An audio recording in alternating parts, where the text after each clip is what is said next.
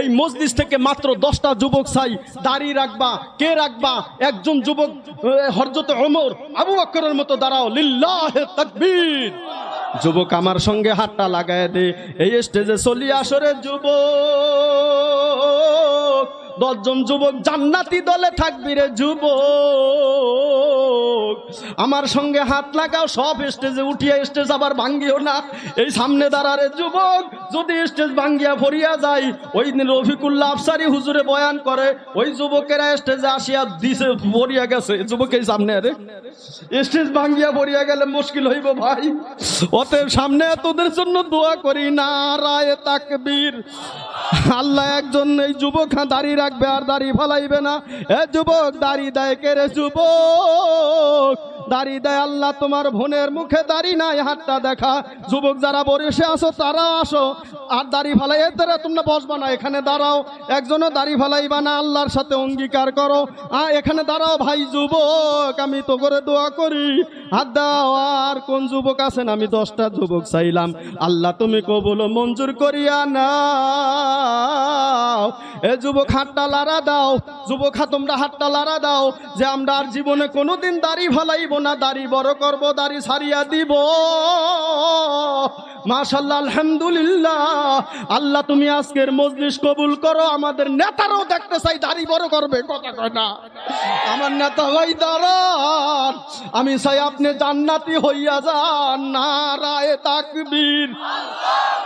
আজকের মাহফিল কবুল হইছে, নেতার নামটা বলেন। এই হাজার মানুষের সামনে উচ্চারণ করি, দোয়া করি, কন্যার নাম জনাব আরিফ ভাই আজকে থেকে দাড়ি বড় করবে। নারায়ে তাকবীর। হে যুবকেরা, তোমাদের সঙ্গে আরিফ ভাইও আছে, আর কোনোদিন দাড়ি ছোট রাখবে না। মাশাআল্লাহ, আমার ভাইও আসতেছে, আল্লাহ তুমি কবুল ও মঞ্জুর করে নাও। আজকে যারা দাড়ি রাখার অঙ্গীকার করলো, আল্লাহ একদল জান্নাতি দলের সঙ্গে থাকিয়া মৃত্যু পর্যন্ত চলার তৌফিক দাও। জোরে বলেন আল্লাহুম্মা আমিন। সবাই বলেন বিসমিল্লাহ। আমার আরিফ ভাইরে এবং এই যুবক ভাইদের একটা ফু দেন, বিসমিল্লাহ বলিয়া। বিসমিল্লাহ বলেন। আল্লাহ তুমি সুস্থ রাখো, ভালো রাখো। দুনিয়ায় যেমন নেতা বানাইছো, পরকালের নেতা বানায়া দিও। আমার এই যুবকদেরকে আল্লাহ কবুল ও মঞ্জুর করিয়া নাও। দুনিয়ায় যেমন তাদেরকে দাড়ি রাখার মতো মন দিছো রে আল্লাহ, জান্নাতি যুবক হিসাবে কবুল করো, হজ করার তৌফিক দিও, নবীকে স্বপ্নে দেখায়া দিও। আমিন বলি। আরিফ ভাই বসেন, আল্লাহ আপনি কবুল ও মঞ্জুর করেন। সবাই যাইয়া বসেন। মাশাআল্লাহ, মারহাবা। মাহফিল আজকে কবুল হইয়া গেছে। আমি আপনাদের কাছে একটা প্রশ্ন রাখলাম, যারা দাড়ি আছে দেখবেন কয়দিনের জন্য ধরেন ব্যস্ততার কারণে 1 সপ্তাহ ধরিয়া দাড়ি সাজতে পারে নাই, হাত দিলে দেখবেন করাতের মতো লাগে, কথা কয় না। আর যারা দাড়ি রাখতে রাখতে বড় হইয়া গেল, হাত দিলে দেখবেন তুলার মতো লাগে। আর যারা দাড়ি ছোট করেন করাতের মতো লাগে, সুর মতো লাগে। এই সুর মতো দাড়ি দিয়া জান্নাতে যাওয়া যাইবে না, নবীর শাফাআত পাওয়া যাইবে না। আর দাড়ি তুলার মতো রাখলে আল্লাহ রহমতে এই দাড়ি নিয়া নবীর শাফাআত লইয়া ওই জান্নাতের মালিক বানাইবে কে? একটু জোরে বলেন, মালিক বানাইবে কে? আল্লাহ যারা দাড়ি রাখার নিয়ত করছে, আল্লাহ তাদের অন্তর খুলিয়া দাও। আর যারা দাড়ি এখনো রাখার নিয়ত করে নাই, আল্লাহ পরবর্তীতে অন্তরটাকে খুলিয়া দিও। এইবার মাহফিলে ধরলাম যারা যুবকেরা দাড়ি ফালাও, তারা দাড়ি রেখে দিবা যুবক। এমনও ঘটনা আছে দাড়ি ওঠে না, দোয়ার আয়োজন করছে মিলাদ পড়ায় দাড়ি উঠানোর জন্য। আর আল্লাহ তোমার দাড়ি দিল, তুমি কেন দাড়ি ফালাও? আল্লাহর হাবিব বলেন, ওয়াফুল্লুহা ওয়ারখুল্লুহা, দাড়ি ছেড়ে দাও, লম্বা করো, 1 মুষ্টি করো। অতএব আজকে দাড়ির ওয়াজটা বেশি করলাম না, একটাই কথা বললাম। 72 দল হলো বনি ইসরাইলের ভিতরে, আর 73 দল হলো উম্মতে মুহাম্মদের ভিতরে। সব দল জাহান্নামে যাবে,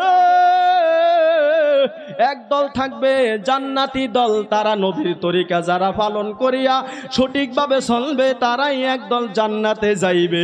এ যুবক ভাই, এ মুরব্বী বাবাজি, আর কতদিন যুবক ভাই পাগলামি করবি রে এখনো সার ফাফিরুহু ইলাল্লাহ। আল্লাহ বলেন ইয়াউমা ইযিন ইয়াসদুরুন নাসু আশতাতাল লিউরাউ আমালাহুম। আল্লাহ পাক হাসরের মাঠে মানুষগুলা দল দল নিয়ে বিভক্ত করবেন। এক দল হবে জান্নাতি আর এক দল হবে জাহান্নামী। জাহান্নামীরা জাহান্নামে যাবে। আল্লাহ বলেন হাসরের ময়দানে একটা মজমা হয়ে যাবে। ওই মজমা এখানে আমরা যারা মাহফিল কমিটি যারা মজমা তৈরি করলাম, আল্লাহ হাসরের মাঠে আদম নবী থেকে শুরু করে মুহাম্মদ সাল্লাল্লাহু আলাইহি ওয়াসাল্লামের উম্মত শেষ পর্যন্ত যারা কায়েম হবে তাদেরকে নিয়ে মজমা হবে। তাদের ভিতরে তিনটা দল থাকবে। একটা দল থাকবে আল্লাহর আরশে আযিমের ডান দিকে, আর একটা দল থাকবে আরশে আযিমের বাম দিকে, আর একটা দল থাকবে আরশে আযিমের সামনে। যারা ডানে থাকবে তারাও জান্নাতি। ওয়াসাবিকুনা সাবিকুন উলাইকাল মুকাররাবুন। যারা সামনে থাকবে তারাও আল্লাহর জান্নাতি বান্দা। আল্লাহু আকবার বলেন। ফি জান্নাতিন নাঈম, তারা নিয়ামতপূর্ণ জান্নাতের ভিতরে থাকবে। আল্লাহ বলেন ইন্নাল আবরারা লাফি নাঈম। যারা দুনিয়াতে নেককার তারা থাকবে নিয়ামতপূর্ণ জান্নাতের ভিতরে। ওয়া ইন্নাল ফুজ্জারা লাফি জাহিম। যারা বদকার গুনাহগার তারা থাকবে আল্লাহর জাহান্নামের ভিতরে। আল্লাহ বলেন আমতাজুল ইয়াউমা আইয়ুহাল মুজরিমুন।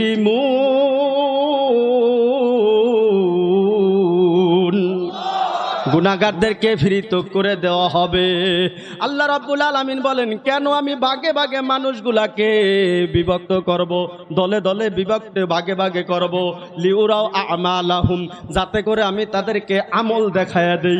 কে নেক আমল করছে, কে বদ আমল করছে, কে গুনার কাজ করছে, কে পাপের কাজ করছে, কে সওয়াবের কাজ করছে। এই বদ আমল নেক আমল কতটুক পরিমাণ আল্লাহ বলেন ফামাইয়া আমাল মিসকালা যাররাতিন খায়রান ইয়ারা। যদি মিসকালা যাররা যাররা পরিমাণ নেক আমল হয় ইয়ারাহু, তাও দেখায়া দিবে।